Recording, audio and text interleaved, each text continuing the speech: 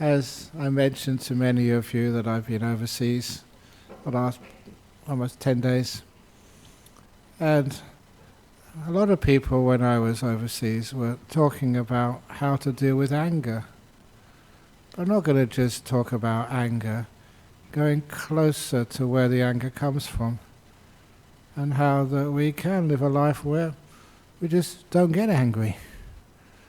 The anger is a response to life which just doesn't make sense to us.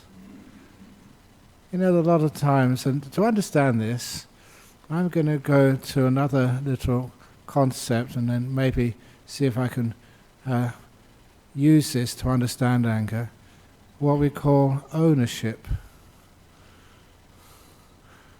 How much do you own? What are your assets? Because when I was entering Thailand from leaving here 10 days ago, 12 days ago or something, you just had to fill out the form, the immigration forms to enter the country and when you landed. And one of those questions was, what is your income? And I wrote nil, no income. Even though I live a very happy, joyful life with no income coming in.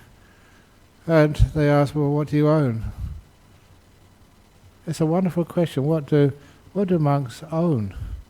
Not much. In fact, often nothing. I don't own this Buddhist Society of Western Australia. That's a committee owns it. They're the people who legally run this place, and even legally run monasteries.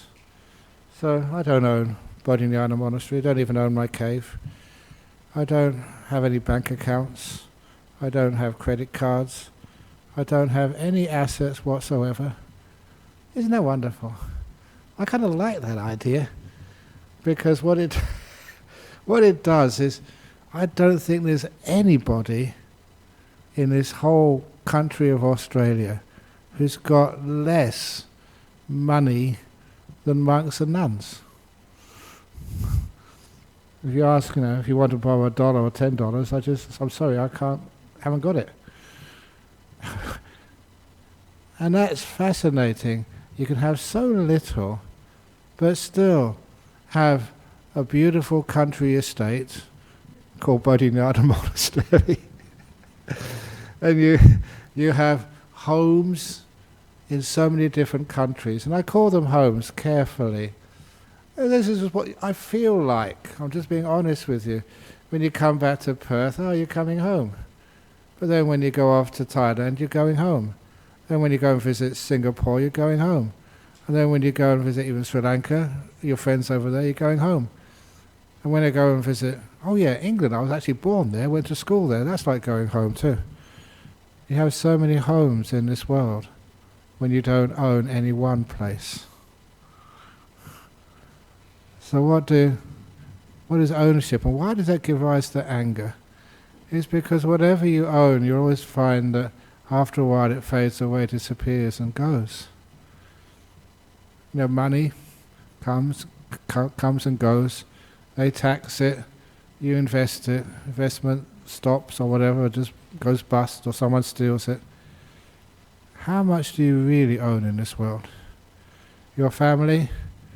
There's so many people have deaths in the family, or that people, just your children, they go off overseas and they marry somebody else, and they become monks and nuns and then they just disappear as well. Your family, do you really own them? And of course, you realize you don't own anybody, and no one owns you. If only realizing that, you find life is so much more peaceful. So the story, which is the main story which really brought this up to me, that I don't own anything, and how peaceful it is when you don't own things, was a story that coming here on the weekends. And I do work really hard on the weekends. And lots of people to see, lots of things to do, lots of even letters to write and other things to do.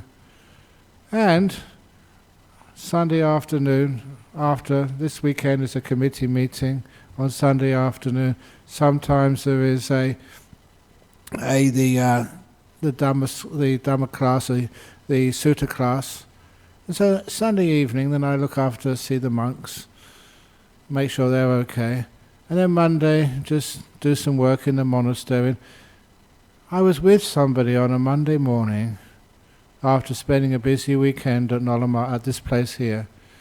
And on Monday there's so much stuff to do in monastery, and also people calling from other monasteries, other places.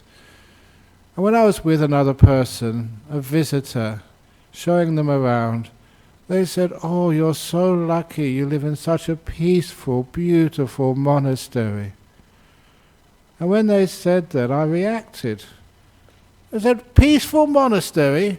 This is my workplace. There's so much to look after here. There's so many more roads to be put in, huts to be built. There's so many more weeds need to be taken out, places to be maintained, roads to be swept.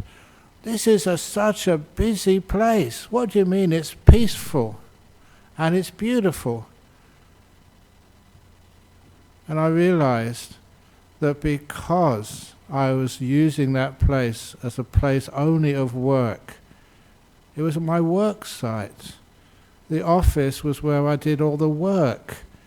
And so I could not appreciate and see Bodhinyana Monastery, where I live, like you can see it.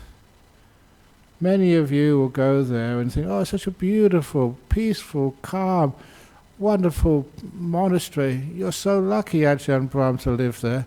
You're lucky to live there if you don't have to be the abbot of the place. And it was because I'd realized I'd somehow got myself into this perception of ownership. That I had responsibilities and I had all this stuff I needed to do. And when I was an owner of that monastery, then I could not appreciate it like you can. I couldn't see the beauty and the tranquility. All I saw was the problems which needed to be fixed up. And that was one of the first times I realized, even if that you have responsibilities and duties, for goodness sake, don't take them on 24/7. And I used actually Monday mornings. I thought Monday mornings was a good day when I would not be an owner of this monastery which I built.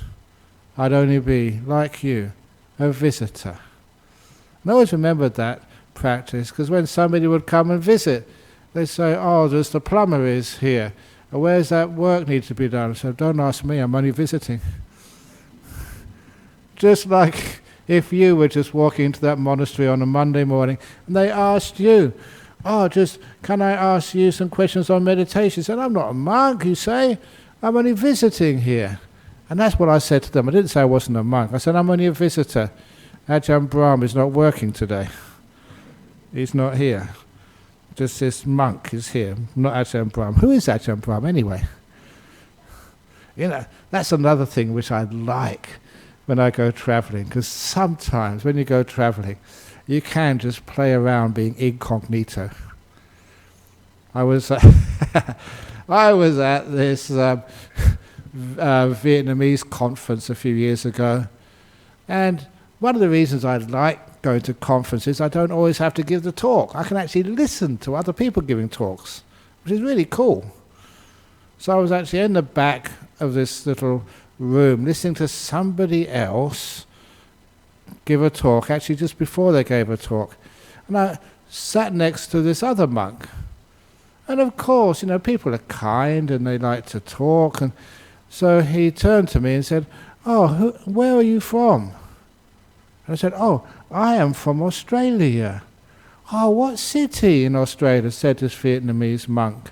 "Oh, I'm from Perth." "From Perth? Do you know this monk over there? He's very famous in Vietnam, called Ajahn Brahm." "I know him very well." "Oh, really?" And then I couldn't resist the opportunity. I said, I am Ajahn Brahm. Ah! I've been respecting you, listening to your teachings.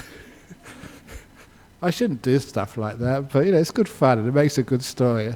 I apologised afterwards, had a nice conversation. I was just like, I'm sorry, I can't resist these stories. Well, the other story, many of you have heard this in the retreats, talks I give, that time when I was busy working. Because I used to love doing physical work. And the last time I could do physical work, I was at Jhana Grove, the retreat centre. I was really disappointed because I was up on the roof fixing some plumbing in the roof. And the caretaker who was there at the time saw me on top of the roof and took a photograph of me, about 3 or 4 photographs of me standing on the roof at Jhana Grove. And worse, I don't mind taking photographs, she put that on the internet. And I got all these messages back.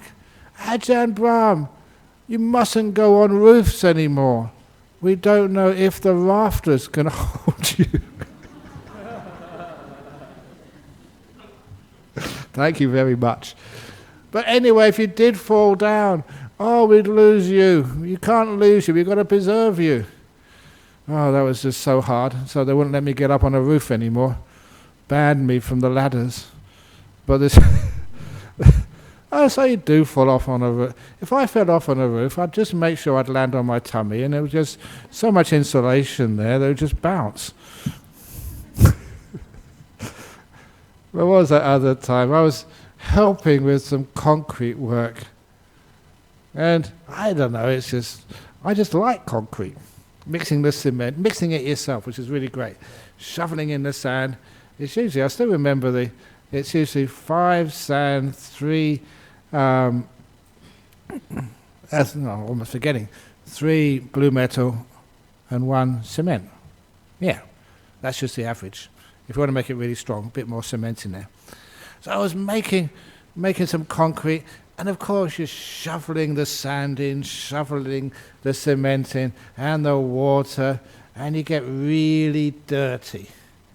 There's splodges of cement and water and sand all over all over your robes and all over you. So I was a really dirty monk.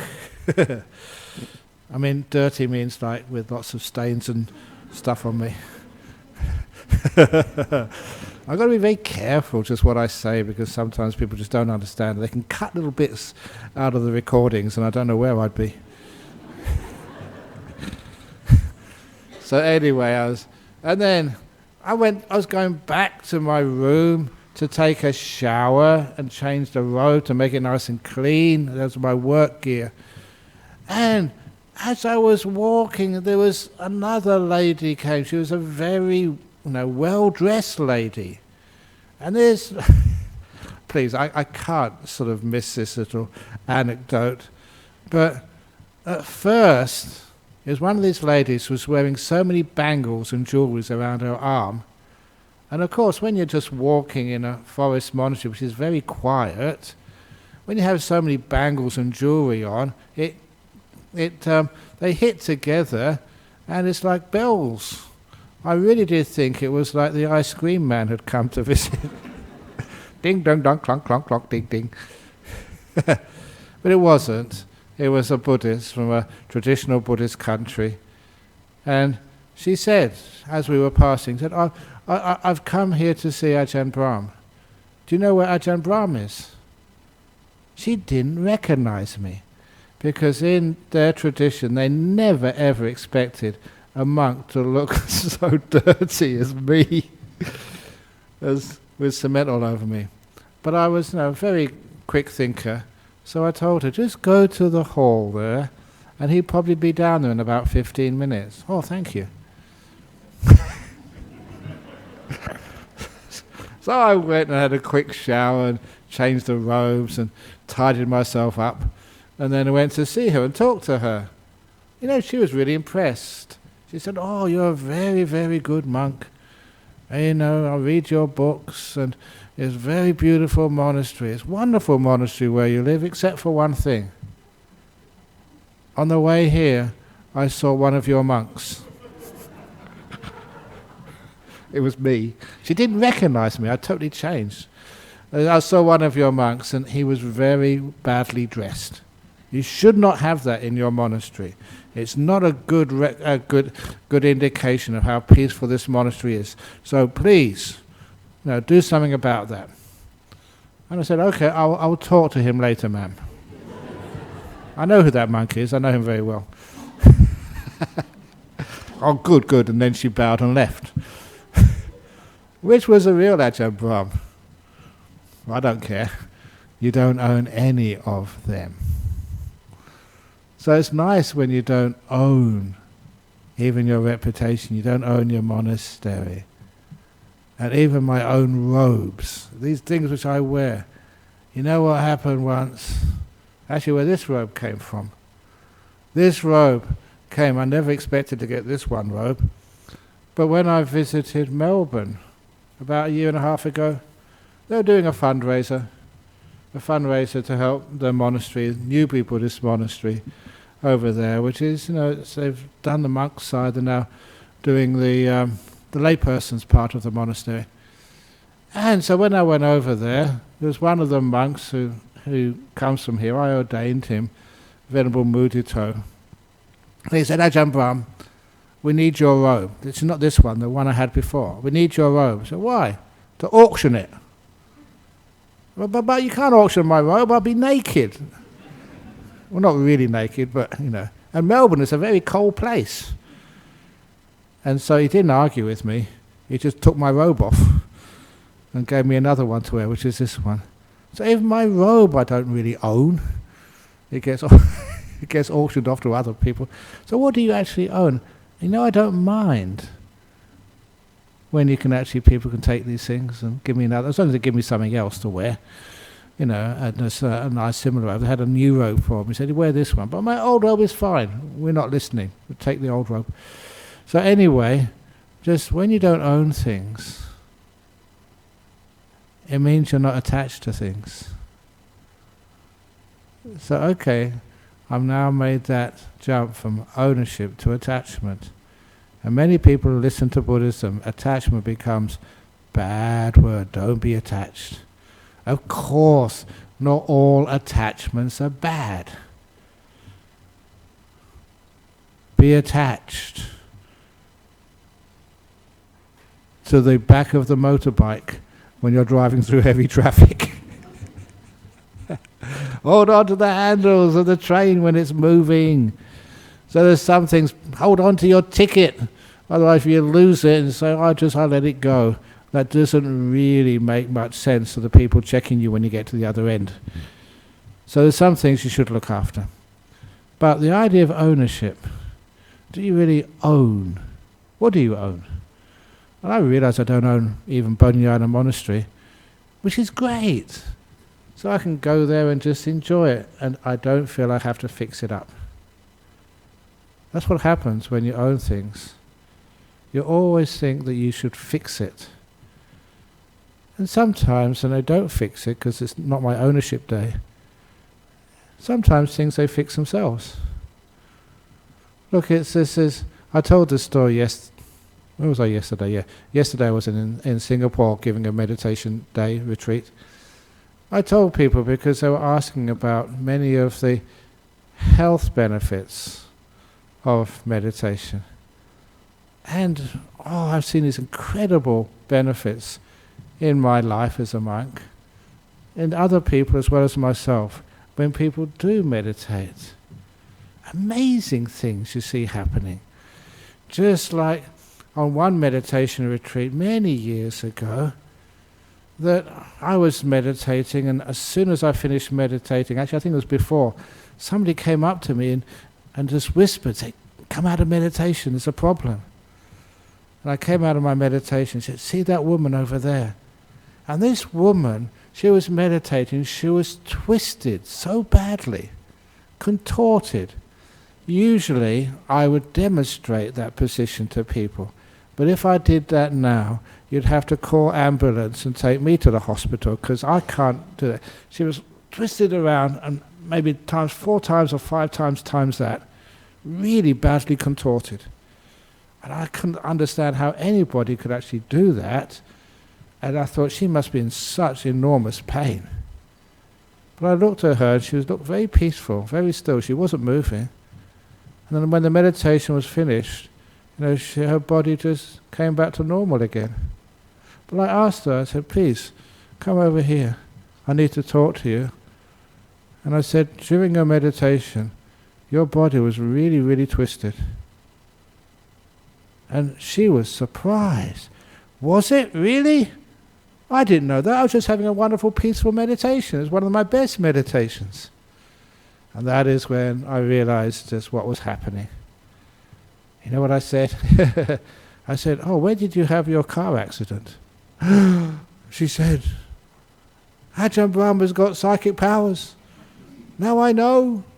Because I never told you. I haven't told anybody. How did you know? Sadhu, sadhu, sadhu. I said, no, that's not psychic powers. That's logic. I understand how meditation works. You obviously had a very, very bad accident. And I know that when you meditate, you let go of controlling your body. It's like you don't own it in meditation, so it can just twist around because that's what it needed to do. It twisted so far you could not do that by your own choice or willpower. Your body did it by itself. To allow, what in Chinese medicine they call qi, in Indian medicine, the winds to go through your body to give you healing. It was facilitating, opening up the possibility for healing to happen in your body. And I said that's because those accidents are very common, unfortunately, these days. That's what happened. And you probably felt so good. And she said, oh, I felt wonderful. And from that, that since that time, there's also people have what we call in meditation hot spots. That's what I call it anyway. So you're meditating only if you get peaceful and still. When you let go of ownership of the body, you let it go, let it be. You don't do anything with it. You're in the mind, just enjoying the beautiful part of your mind. You don't own the body. And then all this afterwards, these hot spots come in your body. What they are, not just a whole body with a fever, but just maybe a breast, or shoulders, or neck. What that's happening is you've got some sort of injury there, some disease, or some part of the body which hasn't been fixed up yet. Like another lady, she came and complained after meditation, had a peaceful, beautiful meditation. She said, but her shoulders and neck were really hot. Not unpleasant, it was very wonderful. She said she felt so peaceful and relaxed. And I said, was that whiplash? Psychic powers, Ajahn Brahm. Please, they're not psychic powers. It's just you understand more deeply about how the body and the mind interact. And I said, well, that's a common injury for shoulders and neck. And I said, what happened? In peaceful meditation, you really relaxed, very peaceful relaxation. And then what happened was your body sent a lot of extra energy there to heal it. If you have hot spot in your breast, that's breast cancer zapped. Energy sent there. Sometimes that will happen even before you even know anything's wrong up there. Body, given a chance, self-heals, sends its energy to the right place. And I have to tell that there's so many stories about. I'll try and make this the last one about this. This was when we used to have the North Perth retreat centre. North Perth. There was a Catholic monastery there. Anyway, I think you've seen that place, the Redemptorist Monastery. Had a retreat centre there which we hired. And one day, when I was starting the retreat there, this guy came to see me, started the retreat, and he was wearing a rubber face mask. Now that part of Perth, Northbridge, Vincent Street, that's right in walking distance to Northbridge. And this guy came wearing a latex rubber mask on his face, and I thought, oh my goodness, this is some weirdo from the red light district. "You got the wrong place, sir." He said, "No, no, no." He said, "I've come on your retreat," because he actually lifted up the face mask, had this terrible rash all over his face. And it was a warm day. He actually unbuttoned his shirt and showed me his chest. Had a rash all over his chest. He had psoriasis, quite severe. And he even lifted up the bottom of his trousers. He said, and the rash looked disgusting. He said, "This rash, this psoriasis is over my whole body, every square inch. And it just drives me crazy. The rubber mask is so I don't scratch the skin off my face." He said, "I've tried everything, nothing works. Doctors have given up on me, but I can't stand it." So he said, "I've come on your retreat." He wasn't a Buddhist, at least not at the beginning anyway, I think he was at the end. He said, "I've come on your retreat to try something different to deal with this psoriasis all over. I can't even sleep at night." And he said, "If I don't stay for your talk, your introductory talk, please, it's nothing to do with you." It's just, ugh. He was just so agitated, 24/7. But he stayed, not just for my opening talk. That gentleman stayed for the whole 9 days. And at the end of his retreat, he came to see me. He wasn't wearing the rubber face mask anymore. This is no exaggeration. He had this beautiful smile on his face, and his skin on his face was clear. Not many people have celebrated by showing me their chest. That's what he did. Unbuttoned his shirt with a beautiful, proud smile on his face. His chest was free of the rash. And he lifted up, his bottom of his trousers, and there was rash around his ankles. But everywhere else was gone. He said, "Look at that, Ajahn Brahm. That's all that's left. Just maybe an inch around each ankle. Nothing more than that. Other people go crazy at having an irritating rash like that, but for me, that's nothing. Nothing. Thank you so much." That meant a lot to me. Obviously meant much more to him. But to see just through this letting go of ownership of your body, letting your body do the healing rather than you, is a fantastic method. Usually people only do that when they have to. But sometimes you do it when you don't have to. And it's a very good method. I don't know, this body has been evolved, and it has all its ways of dealing with problems. Sometimes that's how it works. And anyway, that's how we deal with our body. But then, how about our other people's bodies, the ones which we love? Do you own them? The person was telling me about how one of their relations had died. Their son had passed away. He happened to be 16 when the boy died. And the mother just could not get over it. And because it was 16-year-old when this boy died, he really recalled an opposite case, but similar, when my father died when I was 16. I've told that story many times, but it changed a lot of how I looked at ownership and separation, or what we call loss. Instead of getting angry, and grief is a type of anger at the world. Why did he die so young? For me it was my dad. For this woman it was her son. Why did he die so young? And of course, the why is a totally different question. But your response is something which you have some control over. And for me, as many of you have heard me say before, I never cried at my father's death. And I haven't cried since at his death. And I love my father very much. And it was strange to me even, as a 16-year-old kid, how can you be so peaceful when your own father passes away? And seeing him die, or rather just right afterwards, going into his room and trying to shake him awake. But he wouldn't wake up. He was dead. And took me years to understand how I felt.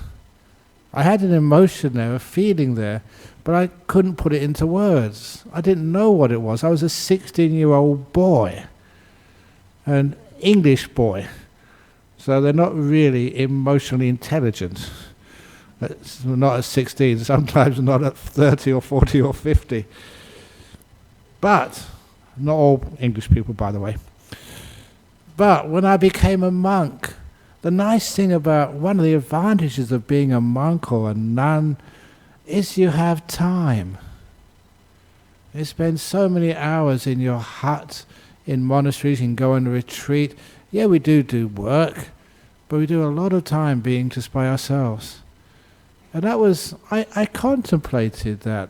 I deliberately thought, how come I wasn't upset when he died? Even though I loved him very much.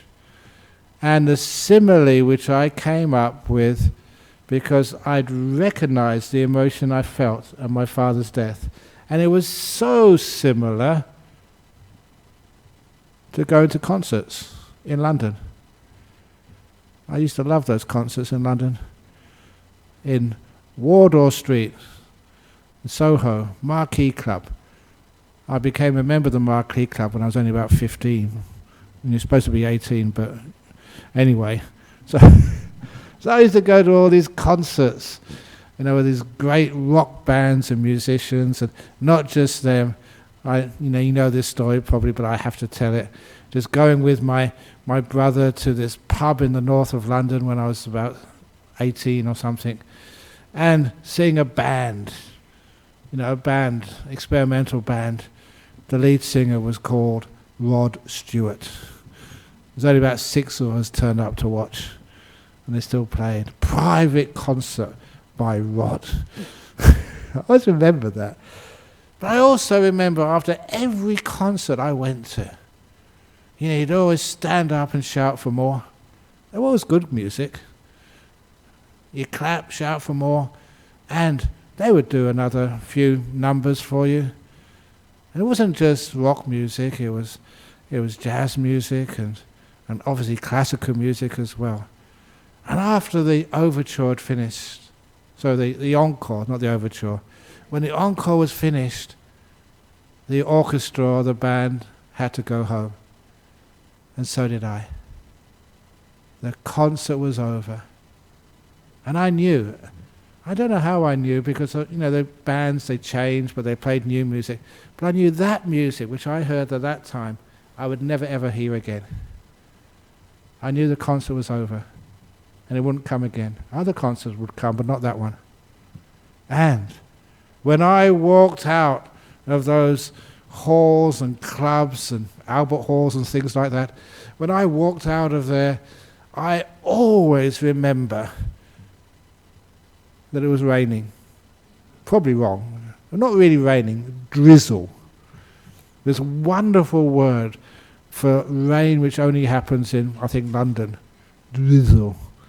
The most depressing word, drizzle. Blech. It doesn't even rain properly. Drizzle. And it was cold, and it was dark, and it was gloomy. But I never felt sad at the end of a great performance. Even though it was the end. It was a great performance. And I felt so invigorated, alive and happy that I'd managed to be there for that performance, that time. Wow, that was so great. And that's exactly how I felt when my father died. 16 years. And we did do a few encores. A few times he died, but then they did something to him. I don't know. I was only 16 at the time, 15 at the time or whatever. And he came back alive again. A few encores, but eventually his body couldn't take it anymore, so he died. And I felt so wonderful to have known him for 16 years. So many things which he taught me.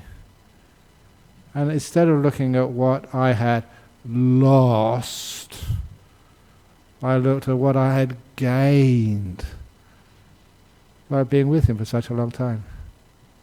16 years is a long time. Of course you think it should be 20. Should be? All these shoulds. That's where a lot of the problem is. And it's also a lot of the time thinking you own people. It's my father. It's my husband. My wife. Some people even think they own me. My monk. Because you don't. So instead we have this beautiful idea.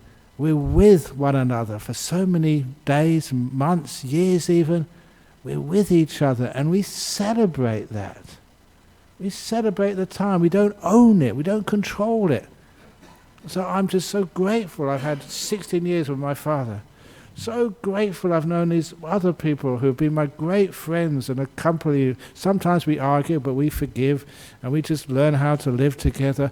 I value that. I never look at what's been taken away, because that leads to anger. When you think of something that's been taken away from you, you get upset because you think it was yours anyway. It wasn't yours. You enjoyed it for a while, and then causes and effect, I don't know why, then it vanishes. When you have it, enjoy it. When it goes, ask for more, encore. But when eventually it stops, somebody dies, people move, they leave, they grow up, things change. You never owned it anyway, did you? It was just a friend to you. Even your own father, your mother, your lover, your children. These are my friends.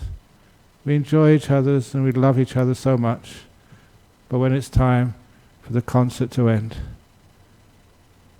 we walk out. They walk out, go in different directions, some death, some to different countries. But we walk out and we never regret. We never feel sad. Oh, I wish that had never happened. Wonderful, we had all those years together. Wow, like a great party. Wow, it was wonderful. And the other thing, obviously, you always remember those times and those people. Every time I talk about that story of my dad, I always remember some of the beautiful things which he taught me. And all those beautiful things and examples. Thank you, thank you, thank you, thank you, thank you. And go on forever on thank yous. You don't own anything. You enjoy these fleeting moments which we have together. Then you never, because you never possess anything, you will never ever get angry. Why do you get angry? People take important things away from you. Of course they go. We expect that. When it does go, what a wonderful time we had. Beautiful moments. Thank you so much. No sadness, no anger at life, but peace at life. And the same thing which happens even when you're sitting down peacefully meditating. I love that idea I don't own my mind. It's not mine. And if it really was mine, I say owning my body, I just relax my body, I don't own it, and then it just let it be and it gets all healthy. The same way, owning your mind. Do you own your mind? What part of your mind do you own? What part is yours? It's wonderful, because when you don't own your mind, it's not like not being the abbot of a monastery. So I can visit my mind. I visit my mind, it's a beautiful mind. But if I own it, I can see all its faults. Fix that up, fix something else up. But when I just enjoy it, visit it, it's not my mind, it's just a mind. We're just hanging out together. When I don't own it, I don't control it. Whatever you own is yours, then you think you have power over it. Isn't that the case? Your car, you have power over it, it's yours. Is it really yours? Probably belongs to the bank, many of you today, I don't know. But anyway, it doesn't really belong to you, so you'd make use of it, have a wonderful time with it. If it gets crashed or someone steals it or whatever, oh, well, there we go. There was this, the very first year we came here, there was this gentleman. he was like a monastery hopper, not just Buddhist monasteries. He'd come and stay with us in the first year of Bodhinyana monastery, and then after a few months he'd go to another temple and stay there for a while. He'd go to a vihara, go to like a commune. He was like a spiritual, I don't know if this word works these days, pub crawl, go from one place to another. But it wasn't pubs, it was like spiritual places.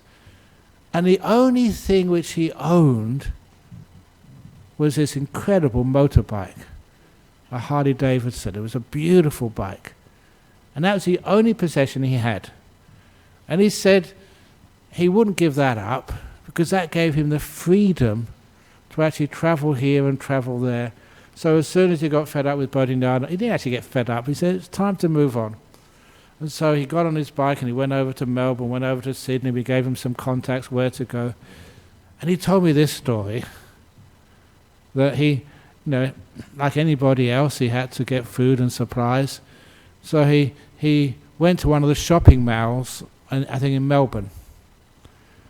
And when he got his, whatever he was buying in the shopping mall, he went back to the car park and someone had stolen his bike, his motorbike.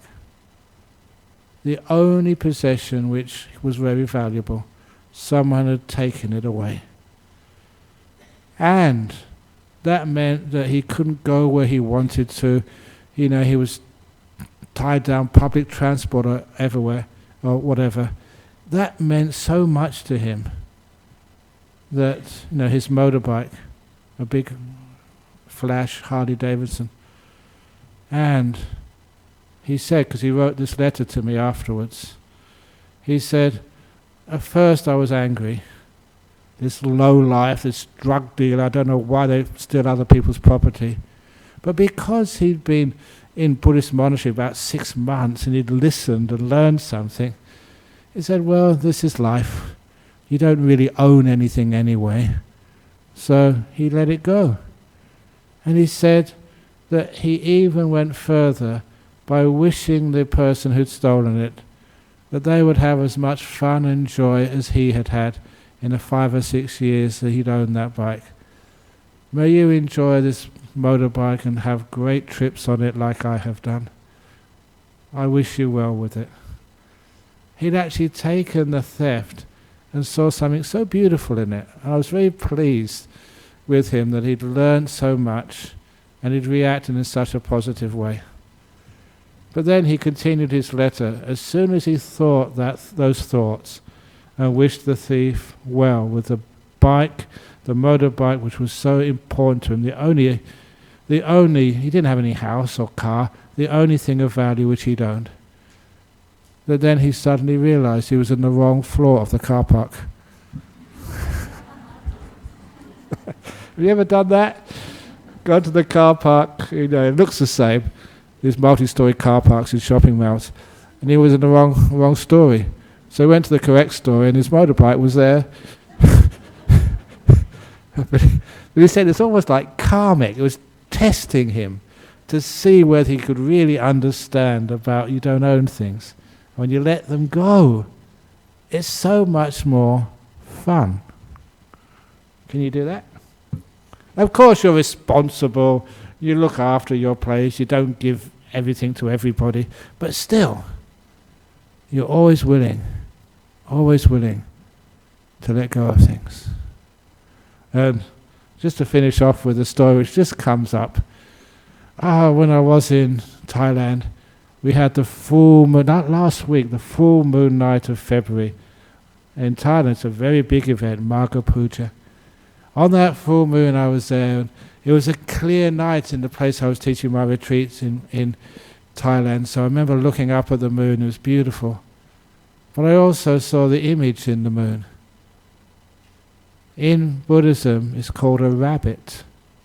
A rabbit in the moon. Next time there's a full moon, see if you can see the two ears of the bunny. And there was a story about that. A traditional story which they used to teach young Buddhists at those days. I think it was a beautiful story. There were these 3 friends. Was it the rabbit, the otter, and the jackal? And they were the best of friends. And when it came to the moon days, they would always keep special rules at the moon days. In Buddhism, we usually do 8 precepts instead of 5 precepts. So they decided on that day they would keep the 5 precepts. I don't know why they're talking about 5 precepts, because they never drink alcohol anyway. But anyway, they'd do 5 precepts, and they would try and do charity. Any time they can do some charity or give some dana, they would. And so what happened? That this god came down. One of these many gods in Buddhism. This was supposed to be Sakka. Came down to test them out. And he took the form of a Buddhist monk, a sadhu, with an alms bowl. And as soon as they saw him, they said, "We've got to keep our promise. We've got to give him something." So the otter, "Well, what can I give him?" And he said, "Well, look, I can't get any fish because I'm keeping precepts today." But this otter had actually buried some fish for later on. So he took out that fish he'd buried and he offered it to the monk. And the monk gave him a little blessing. And then it was the job of the hyena. What can I get? What can I get for this monk? And he couldn't steal anything. That was breaking the precepts. So what he did, he knew where there's many people, and many people were not very careful, and they'd left things out. And so nice food. And so he went there and he said, "Does this belong to anybody? Does this belong to anybody?" When nobody responded, he took that and gave that to the monk. And the monk gave him a blessing. And then there was the job of the rabbit. And the rabbit started getting some grass for the monk, but they said, "Hey, but monks don't eat grass. What can I get for this monk? He has to keep his precepts." So the rabbit got some wood and made a little fire. And because the rabbit knew, he got also a pot and put some water in it and started boiling the water. And the rabbit said, "I know that monks don't eat grass, but sometimes they eat rabbit stew." So the rabbit, to keep his precepts and his vow, he was about to sacrifice himself to keep his precepts and his promise. But before he jumped in the pot, he shook his body the first time.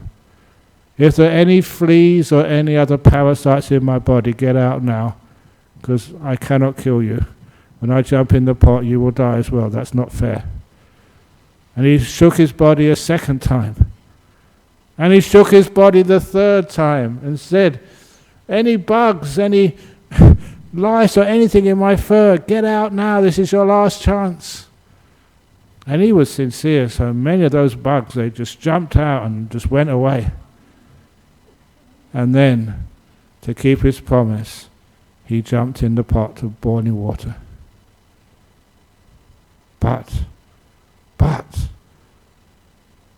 it looked like it was boiling, it should have been boiling, but that monk was really like one of the heavenly beings, the devas in disguise, made it so that the water never even scalded that little rabbit. It was like cool, beautiful water. And so the rabbit climbed out, and the monk revealed himself, "I'm not a monk. I was one of these devas just testing you 3. And you all did so well. But the rabbit was prepared to give his life to keep his promises. So I'm going to make a sign so that everybody will remember you." And so this God, this heavenly being, made an image of the rabbit in the moon, so that every full moon people can see the rabbit who would always keep his promises. Next time there's the full moon, take a look and you'll see it for yourself. Sadhu, sadhu, sadhu. I know that's supposed to be a kid's story, but I love those kid stories, they're beautiful. Anyway, any questions from the audience here, first of all, before we go to the overseas audience? Okay, no, okay. Let's get the questions from here.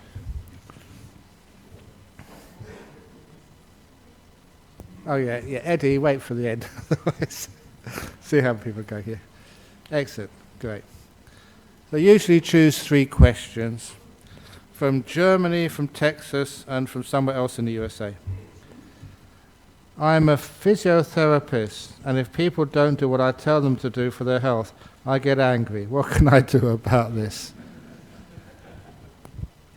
The point of being a physiotherapist, a nurse, a doctor, a psychologist, psychiatrist, or a teaching monk or nun is never to cure people, but to care for them.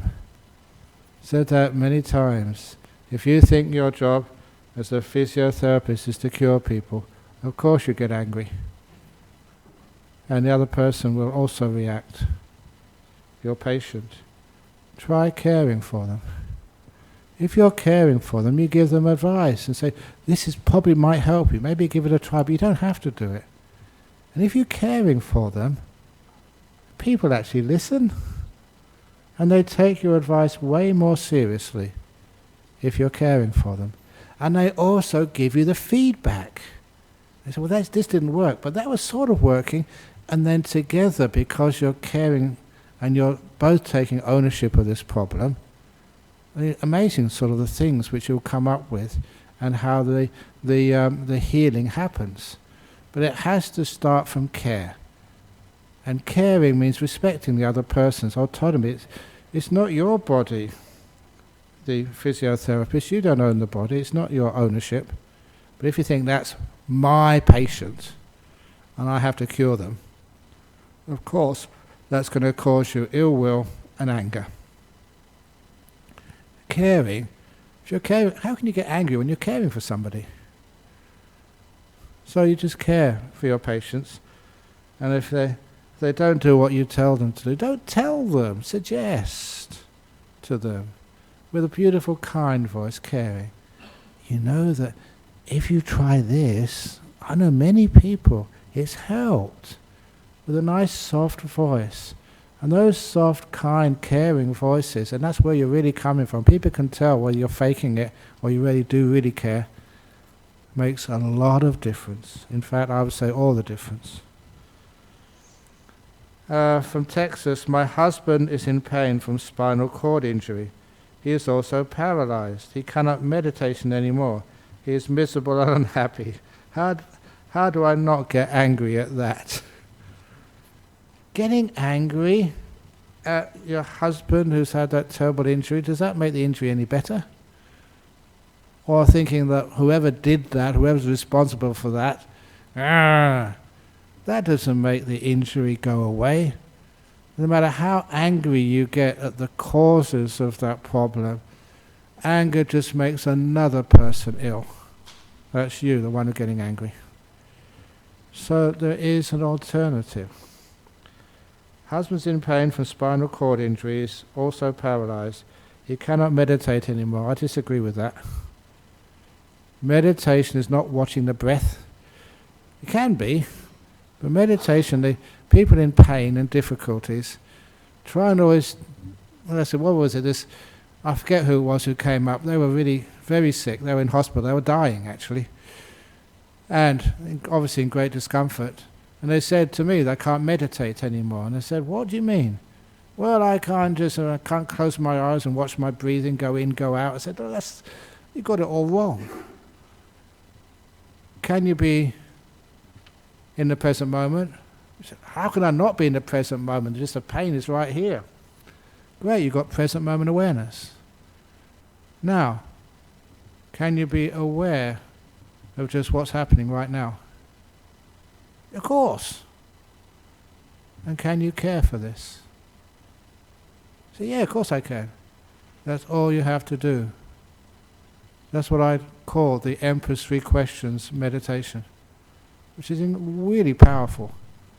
Now's the only time you have. The thing in front of you, when you close your eyes, is the most important thing in the whole world. You don't try and get rid of it. If you're in pain, discomfort, things aren't going the way you want, stop wanting them to go a different way. Care for it. Care for whatever you're experiencing right in this moment. Even if it's very painful. Pain is teaching you something. And you know it's weird. Actually not weird, because I know this now. When you're in pain, 95% of that pain is mental. The way we react. The Buddha called it the two thorns. The two daggers. What affects your mind, what affects your body. What affects the body you can't do much about. You're dying, you're sick. But what your mind has enormous power. When you let go, you accept, you're kind. You lessen the mental part of the pain. And that is the most. For those of you who want to know one of my stories, or say one of them, because there's a few. That was the first time when I had a bad toothache in the east of Thailand. No doctor, no it's not even any aspirin or paracetamol in the medicine cabinet. We really were poor. There's nothing in there. And there's no phones, there's no doctor was a long way away. So you were stuck there. Whenever you had a sickness like a toothache, you just endured it. You're in a forest, in a jungle, basically. So, what did I do? Tried chanting. Chanted really loud. It was in the middle of the night, so I had to stop chanting. I'd wake the whole monastery up. Tried walking meditation. I was running meditation, because when you're in great pain, you can't do things slowly. Yeah. I tried meditating, watch the breath. Ooh, it was too painful to watch the breath. Fortunately, and I say fortunately, it was so painful for me that evening, and there's nothing I could do, nowhere I could go, and I couldn't stand it any longer. Those amazing moments, because I'd been taught to let go. So that's what I did. I had no choice. Let it be. And I really did let it be. Stop fighting it. Stop trying to get rid of it. Stop trying to cure it. I just let it be. And that was just one of the most amazing moments of my monastic life. All by myself in the middle of the jungle, a long way away from anything I knew to stop this pain. I just stopped trying to get rid of it. And my mind became so peaceful. It was literally less than a second of unendurable pain to bliss. It really was bliss. Wow, so easy, so free. And it was about 1 o'clock, 2 o'clock in the morning. So I just went to my room, meditated, sat down so peacefully. And I thought, well, I'd better go to bed, I suppose. So I just lay down, only for about an hour or something, and then the bell went, the 3 a.m. bell to wake everyone else up in the monastery. I got up, had a toothache. It was only a tiny one. Easy to fix. Because I'd fixed up the main part, the mental reaction to it. And that's how the Buddha taught. And you try it yourself and, whew, that's amazing. You can't fix up the pain. Care for it. Anger-eating monster. Welcome, monster. Thank you for coming in to my palace. Thank you, paralysis. Thank you for coming into my body. I'm going to learn so much from you. It's a hard thing to do, but when you are paralyzed, you've got no choice. You can do meditation. He's miserable and unhappy, and of course you love him, that's why you suffer. But it doesn't help him when you get angry. Okay, better do a last question, otherwise I keep talking too much. Do you think anger gives people more energy than being at peace? Can that negative energy from anger be addictive and reason for ill will? Yeah, it's fun to get angry, but you pay for it afterwards. You pay for it afterwards with low energy. You're actually borrowing energy. You do get a rise in energy being angry, especially if you've got the right cause. This shouldn't happen. We shouldn't be destroying our environment. We should be looking after it for our kids and for our future. They shouldn't do this. You really get high on that. And that anger almost bends the mind. You have justification to all sorts of violent things. which you regret afterwards. And if you don't do violent things, just getting angry just tires you out afterwards. It's borrowed energy which you have to pay back with interest. Being peaceful, you get more energy. I don't know why I'm just talking too much, but I'm supposed to be really sleepy. Been working really hard. I did take a rest when I came back for about an hour. It's really beautiful just being a monk. I just come back from the airport, really tired, lay down, unconscious for an hour, wake up, got energy. Also, I do take vitamins. Vitamin T. And a cup of tea. But anyway, that's actually anger. In all my life, honestly, I'd never seen a good use for it at all. That's why the Buddha never got angry. Anyway, so it all comes from ownership. If you don't own anything, no reason to get angry. Okay, any questions from the floor? Okay, has to be a question, Eddie. Silly question. And a question. Actually, Ajahn Brahm, anger is a very important topic, in Buddhism to discuss because it affects us all. The Buddha was not everybody. The Buddha was telling us that anger, and related emotions like hatred, envy, jealousy, revenge, all these are poisons, poisons. Oh, poison, yeah. So when we release those negative energies, our body absorbs the poison. Oh, yeah. And then if it's too much, we become sick and not well. Yeah. So are like countries too. If the top people, they release all this negative energy, the country cannot be peaceful, and the people are not happy. And then what came to my mind is the Dhammapada. Hatred is not appeased by hatred, only by love is it quelled. Maybe you can say something on this, Ajahn Brahm? Yes, I agree. Okay, so now is the time to pay respects to Buddha, Dhamma and Sangha, and then we could go and do whatever we need to do.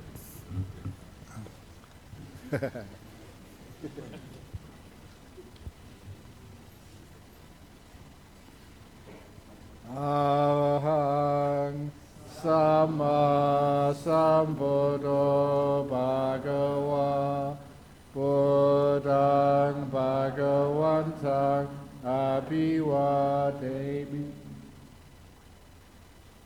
Suwakato Bhagavata Dhammo Dhammang Namasami